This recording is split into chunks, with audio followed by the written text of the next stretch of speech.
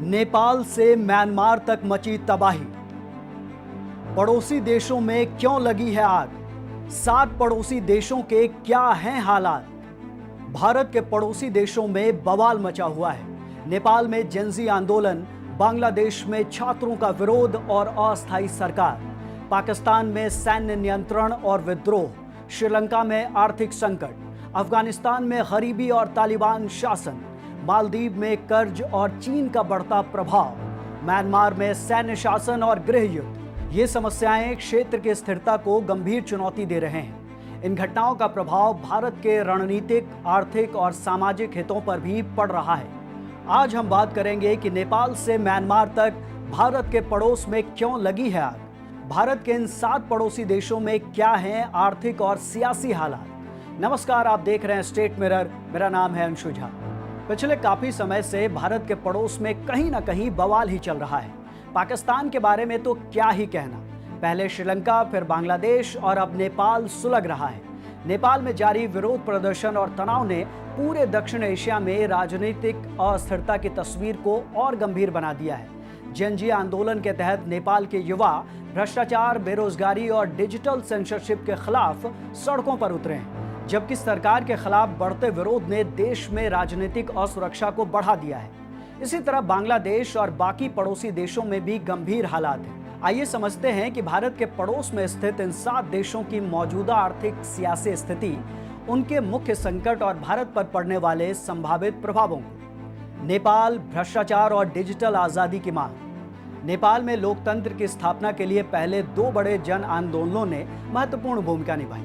1990 में राजशाही के खिलाफ जनता सड़कों पर उतरी और लोकतंत्र बहाल हुआ। 2006 में भी संसद की बहाली के लिए बड़े जन आंदोलन हुए। अब देश में जेनजी आंदोलन उभर कर सामने आया है, जिसमें युवाओं की एक बड़ी संख्या भ्रष्टाचार, बेरोजगारी, डिजिटल सेंसरशिप और अभिव्यक्ति की स्वतंत्रता की मांग कर रही है। युवाओं में असंतोष बढ़ रहा है क्योंकि सोशल मीडिया प्लेटफॉर्म पर पाबंदियां, सरकार के खिलाफ विरोध और आर्थिक ठहराव ने उनकी उम्मीदों को कम कर दिया है। सरकार की भ्रष्टाचार विरोधी कार्रवाई और नीति निर्णयों के बावजूद राजनीतिक नेतृत्व पर आम जनता का विश्वास घटता जा रहा है। नेपाल में आर्थिक विकास धीमा है, रोजगार के अवसर सीमित हैं और डिजिटल प्लेटफॉर्म्स पर सेंसरशिप ने नागरिक स्वतंत्रता को प्रभावित किया है। इस नई पीढ़ी की आवाज ने राजनीतिक स्थिरता पर गंभीर प्रश्न खड़े कर दिए हैं। पाकिस्तान, सैन्य प्रभाव, विद्रोह और असंतोष। अप्रैल 2022 में इमरान खान की सत्ता से विदाई के बाद शहबाज शरीफ की नेतृत्व वाली गठबंधन सरकार बनी, लेकिन वास्तविक सत्ता सेना प्रमुख फील्ड मार्शल आसिम मुनीर के हाथों में बनी रही। बलूचिस्तान और खैबर पख्तूनख्वा में विद्रोहियों के हमले पिछले समय की तुलना में लगभग 70% तक बढ़ गए हैं, जिससे सुरक्षा हालात चिंताजनक बने हुए हैं। देश में तेल और अन्य आवश्यक वस्तुओं की बढ़ती कीमतें, बेरोजगारी और भ्रष्टाचार ने आम जनता में असंतोष बढ़ा दिया है। धार्मिक कट्टरपंथ, आतंकवाद और सीमा पार हिंसा ने देश की सुरक्षा स्थिति को और जटिल बना दिया है। इन परिस्थितियों ने पाकिस्तान की अंतर्राष्ट्रीय छवि को भी अस्थिरता वाले देश के रूप में प्रस्तुत किया है। अंतर्राष्ट्रीय निवेशकों का विश्वास घटा है और आर्थिक विकास पर प्रतिकूल असर पड़ा है। राजनीतिक गुटबाजी और सत्ता संघर्ष ने सरकार की स्थिरता को कमजोर कर दिया है। इन सभी कारकों के चलते पाकिस्तान में सामाजिक, आर्थिक और राजनीतिक असंतुलन गहराता जा रहा है, जो न केवल देश के नागरिकों के लिए चुनौतीपूर्ण है, बल्कि क्षेत्रीय स्थिरता और सुरक्षा पर भी प्रत्यक्ष प्रभाव डाल रहा है। बांग्लादेश, छात्र आंदोलन और राजनीतिक असमंजस। अगस्त 2024 में भ्रष्टाचार और राजनीतिक दमन के खिलाफ छात्रों ने बड़े पैमाने पर आंदोलन किया, जिसके बाद प्रधानमंत्री शेख हसीना की सरकार गिर गई। अंतरिम सरकार के प्रमुख के रूप में नोबेल पुरस्कार विजेता मोहम्मद यूनुस को नियुक्त किया गया। योजना थी कि 90 दिनों के भीतर चुनाव कराए जाएंगे, लेकिन 13 महीने से अधिक समय हो चुका है और चुनाव टलते जा रहे हैं। कई छात्र नेताओं को शुरुआत में शामिल किया गया था, लेकिन अब उनमें से अधिकांश को हाशिए पर डाल दिया गया है। सेना ही सरकार का संचालन कर रही है।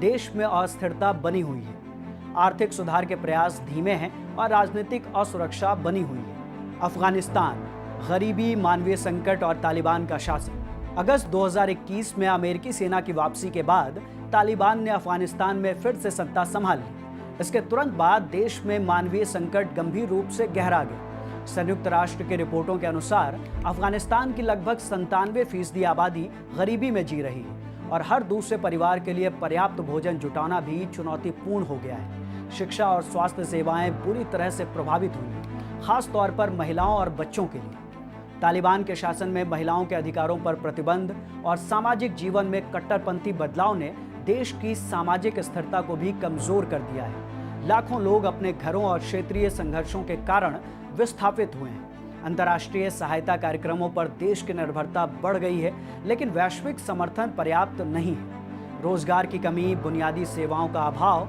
और निरंतर असुरक्षा ने अफगान नागरिकों की जीवन गुणवत्ता को और गिरा दिया है।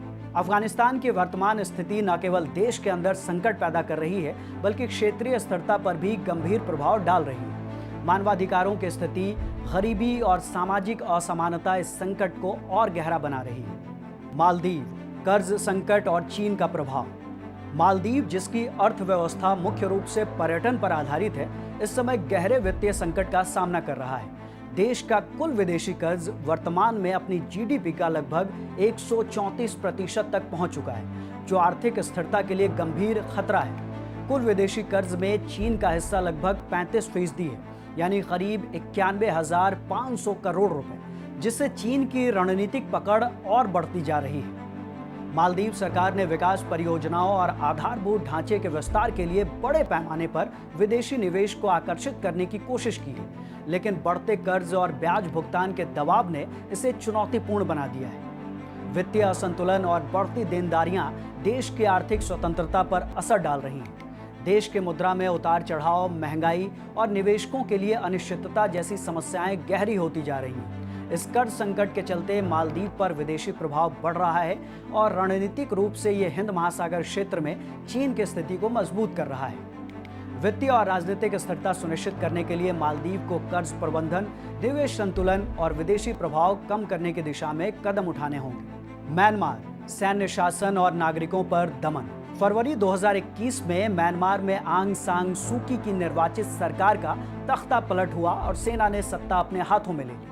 इसके बाद से देश गहरे गृह युद्ध और राजनीतिक अस्थिरता में फंसा हुआ है। संयुक्त राष्ट्र के अनुसार अब तक 6,231 नागरिकों की मौत हो चुकी है और लाखों लोग विस्थापित हो चुके हैं। सेना के कब्जे के बाद मीडिया पर सख्त सेंसरशिप लागू की गई, जिससे स्वतंत्र पत्रकारिता और लोकतांत्रिक आवाजों को दबाया जा रहा है।